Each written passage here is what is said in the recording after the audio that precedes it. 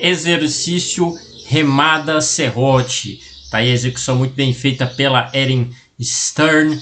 Vamos parar aqui o vídeo e começar a nossa análise biomecânica. Primeiro vou falar de um ponto importante, que é pontos de atenção. Tá vendo aqui que ela tem que ter uma boa curvatura da coluna? Muita gente emborca, fica meio corcunda aqui nessa região. Muita gente fica meio... A torácica dela, a região torácica, fica meio cifótica, né? Fica meio diferente. Você entende que aquilo ali não está muito legal, entende? É muito interessante.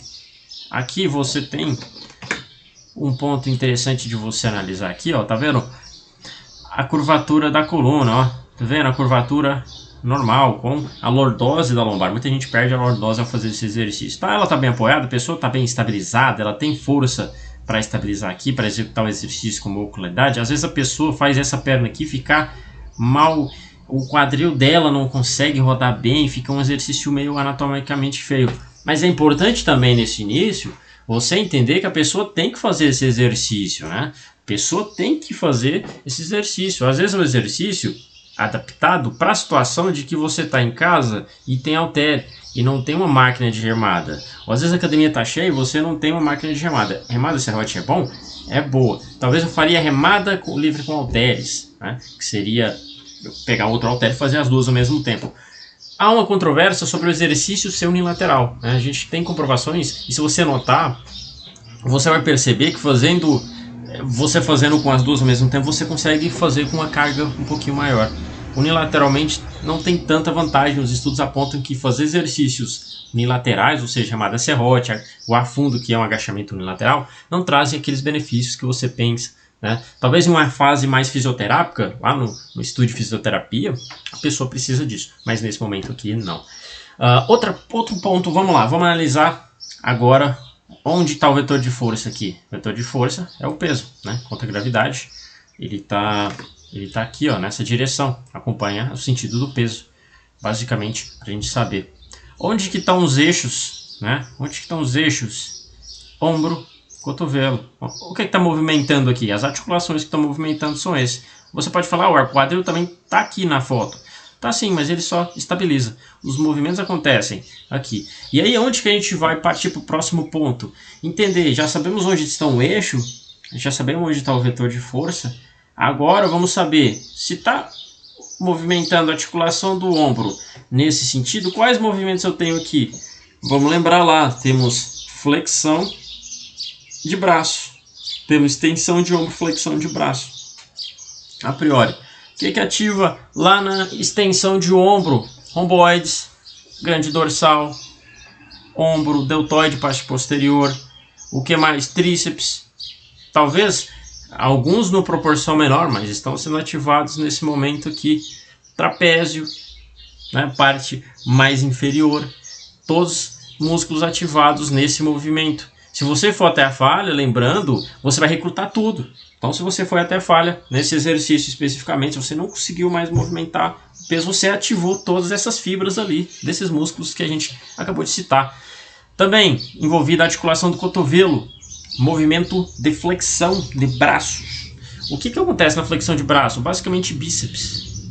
Basicamente bíceps vai entrar em ação ali. E antebraço, então, quando você treina costas, você também treina bíceps e antebraço. Então sempre lembrar na contagem de exercícios ali, na quantidade para cada músculo semanal, lembrar que quando você treinou costas até a falha, lembrando até a falha, porque a gente não sabe como que está o seu treino, vai ter esse ponto. Último ponto da análise biomecânica, vamos saber qual é o torque, né? Então vamos colocar aqui nessa linha e vamos colocar aqui nessa linha. Aqui a gente nota, lembrando que o torque é a distância do vetor de força para o eixo, né? O eixo para o vetor de força. Quanto maior essa distância, maior o torque nessa articulação, ou seja, o impacto que essa força tem nessa articulação. E para que isso serve? Às vezes um iniciante, uma pessoa que muitas pessoas apresentam lesões, dores ao longo da vida, e às vezes um ajuste nesse exercício é preciso ser feito, por exemplo, para não ter torques muito grandes nessa articulação. Ou para que serve? Às vezes a gente só usa o torque para analisar e deixar o exercício mais leve para a articulação da pessoa. Mas o torque ele serve para outra coisa muito importante, que é aumentar a intensidade do treino. Às vezes a pessoa está fazendo ali aquele exercício muito curtinho, você fala para ela, estica mais o braço, traz até o quadril aqui, fazendo com que você tenha um vetor de força passando mais ou menos aqui, no momento mais completo da extensão de ombros, né? Isso trazendo aqui da articulação, você conseguindo fazer com que você tenha um aumento significativo do torque. Ou seja, a mesma carga, às vezes para intensificar mais. E em que caso você vai usar isso? Lá no momento onde o seu aluno chega para você e você às vezes está no estúdio ali, tem poucos recursos, não tem máquinas, tem só pesos livres, esse uso do torque a seu favor pode ser útil para o seu aluno. E para você que treina sozinho mesmo, né? Biomecânica não é só para profissional de educação física, para você que está vendo esse vídeo e não é um profissional de educação física, é só uma pessoa que treina, vai ser útil para você também. Agora, João, compensa fazer remada serrote? Eu não prescrevo remada serrote mais na academia, porque, primeiro, é um exercício que demora muito, né? Então, para dinâmica, se você é professor de sala, é ruim. Se você está treinando e tem pouco tempo para treinar, é ruim, porque vai gastar tempo, você tem que fazer unilateral, né?